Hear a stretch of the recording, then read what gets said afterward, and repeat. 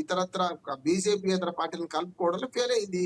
అదే ఎన్డీఏ కూటమి కంటే బీజేపీ తాను పెద్ద పాత్ర వహించినా ఒక్క సీటు కూడా వదులుకోకుండా, ఒక్క సీటు వచ్చే పార్టీని కూడా వదులుకోకుండా వాళ్ళేమో ఎన్డీఏ కూటమి పటిష్టం చేసుకున్నారు.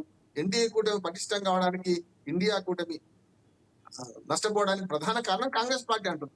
అయితే మీరన్న దాని ప్రకారం చూసుకున్నట్టయితే కనుక ఖచ్చితంగా ఒకవేళ కనుక కాంగ్రెస్ అలాగే ఆప్ కలిసి పోటీ చేస్తుంటే హోరాహోరీ పోటీ ఉండేదంటారా?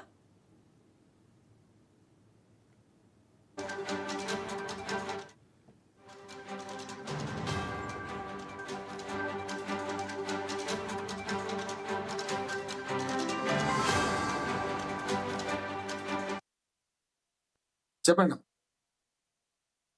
మధ్యన కాల్ వచ్చింది. ఆపు గనక కలిసి పోటీ చేస్తుంటే హోరాహోరీ పోటీ ఉండేదంటారా?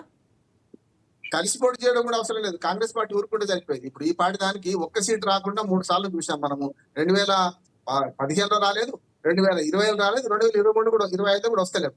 కనుక వాళ్ళు నిజంగానే హర్యానాల స్వయంకృతాపరాధంతో కాంగ్రెస్ పార్టీ ఓడిపోయింది. 2% ఓట్లు వచ్చినాయి ఆమ్ ఆద్మీ పార్టీకి. కానీ ఆమ్ ఆద్మీ పార్టీని కలుపుకోము మాత్రం ఏం చేస్తామంటే చెడగొట్టడానికి 2% ఓట్లు సరిపోవా? ఇప్పుడు గుండెడి తేనెలో ఒక విషం చుక్క వేయడానికి చేస్తే మొత్తం తేనె చెడిపోతుంది కదా. ఇక్కడ కూడా అదే జరిగింది అంటున్నాను.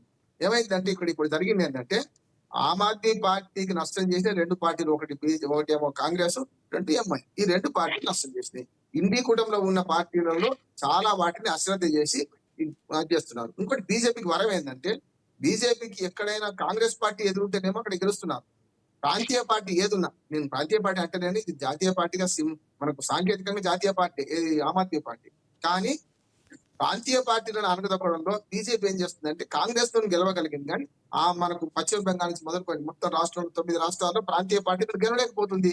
కనుక ప్రాంతీయ పార్టీలను అణచకపోతే, ప్రాంతీయ పార్టీలను వాటిని గెలవలేకపోతే మన పరిస్థితి కష్టం అని చెప్పి 2 జాతీయ పార్టీలు కలిసి, అటు బీజేపీ ఏమో తానేమో ఎన్డీఏ కూటమి కట్టి, ఇటేమో ఇండియా కూటమి సరిగ్గా నిలబెట్టుకోక కాంగ్రెస్ పార్టీ. ఈ రెండింటి వల్ల ఇవాళ ఆమ్ ఆద్మీ పార్టీ ఓడిపోయినా గెలిచినా నేను 2 కారణం చెప్తున్నాను.